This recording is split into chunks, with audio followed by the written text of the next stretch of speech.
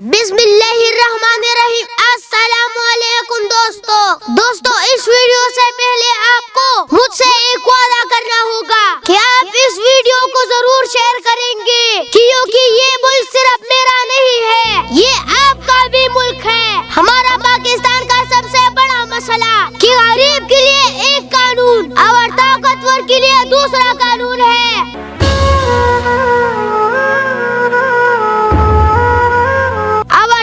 ये सिस्टम है, ना अल्लाह का बरकत आएगा, ना ये मुल्क आगे जाएगा। मदीना की रियासत में अगर दरिया के किनारे कुत्ता भी मर जाए तो उसका ज़िम्मेदार हुक्मरान होता है।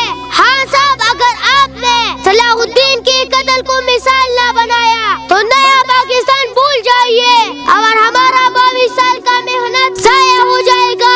हाँ साहब, याद रखना, जुल्म के खिलाफ खड़ा होना हमने आपसे सीखा है। आज आप इस मुल्क का वजीर आजम हो। अल्लाह ने आपको वो ताकत दी है जिसका सारा पाकिस्तान इंतजार कर रहा था। अगर मदीना का रियासत बनाना है तो इस ताकत का इस्तेमाल करना होगा। आपको कुछ फैसले जज्बाती करने पड़ेंगे। सलाहुद्दीन के कातिलों को फांसी पर चढ़ाना होगा।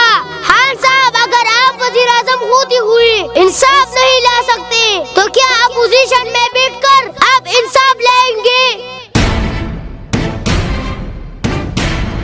हाँ साहब, जिसने पाकिस्तान को लूटा है, जो सबसे बड़ी डाकू है, उसको प्रोटोकॉल दिया जाता है, उसको जेलों में टीवी और एसी लगाई जाती है, उसको अच्छा इलाज दिया जाता है और गरीब बेबस लोगों को जेलों में कत्ल किया जाता है और बाद में उसका नाम दहशतगर्दों में डाला जाता है और उसके ऊपर बड़े बड़े केस डाले जाते हैं। और मेरा दूसरा डिमांड, हाँ साहब, साहिवाल में बच्चों के सामने माँ बाप को कत्ल किया गया था, क्या अब तक उन लोगों को इंसाफ मिला?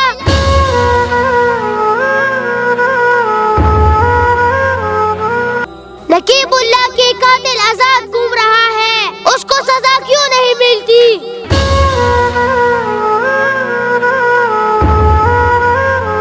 मॉडल टाउन में 14 लोगों की कत्ल, क्या उसका कातिल पकड़ा गया?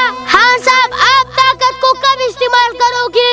पाकिस्तान में इंसाफ कब आएगा?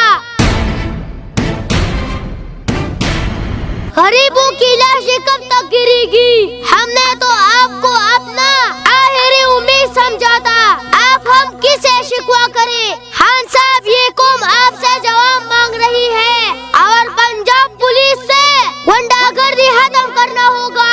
पंजाब पुलिस, आपको शर्म क्यों नहीं आती? बेगुनाह लोगों को जेलों में मारते हो।